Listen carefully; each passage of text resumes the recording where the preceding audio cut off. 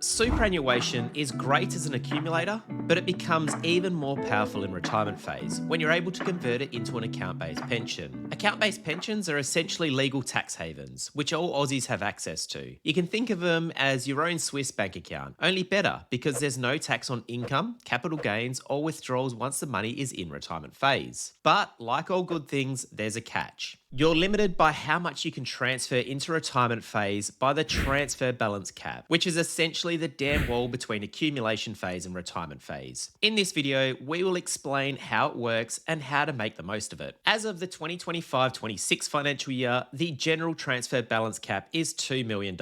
This is an increase from last financial year's cap limit of $1.9 million. This is the maximum amount that can be transferred from accumulation into retirement phase. This cap applies across all retirement phase income streams, and it's indexed in line with CPI. Once you make your first transfer into retirement phase, that cap becomes your personal transfer balance cap. If you have a defined benefit pension, a separate defined benefit income cap also applies. When you first start an account-based pension, the general transfer balance cap applies, which is $2 million for the current 2025-26 financial year. This becomes your personal transfer balance cap. If you maximise the cap, no additional transfer can be made into retirement phase, unless there's a debit, but we'll talk more about this later. If you don't use the full cap, you can keep the unused portion for future use. Over time, your personal cap may increase via proportional indexation. How much indexation you receive depends on the highest ever balance recorded in your transfer balance account. Let's look at an example. Let's say you start an account-based pension this year by transferring $1 million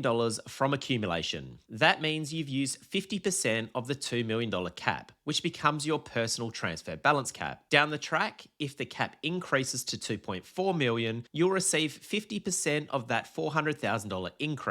So that's $200,000. Your new personal cap would be $2.2 million, giving you additional room to move more super into the tax-free retirement phase. Once you make that first transfer, a transfer balance account is created to track the usage via a credit and debit system. Credits are transfers into retirement phase, and debits are lump sum withdrawals or commutations back into accumulation phase. There are some other nuanced credits and debits, but to keep things simple, I won't bore you with these. The important point to note here is that the regular pension payments are not debits and can't be recredited. Given this, if additional funds are required, you'll need to decide whether to take them as a pension payment, which doesn't affect your cap, or as a lump sum, which does free up cap space. You can monitor your transfer balance account through the ATO portal linked to your MyGov account. If you exceed your cap, you'll cop the excess transfer balance tax. This tax claws back any benefit of the excess amount held in a tax-free pension account. The first breach is taxed at 15% of the notional earnings. Any further breaches are taxed at 30%. One common trap is reversionary pensions. If your spouse passes away and their pension reverts to you, it's credited to your transfer balance account and could push you over the limit.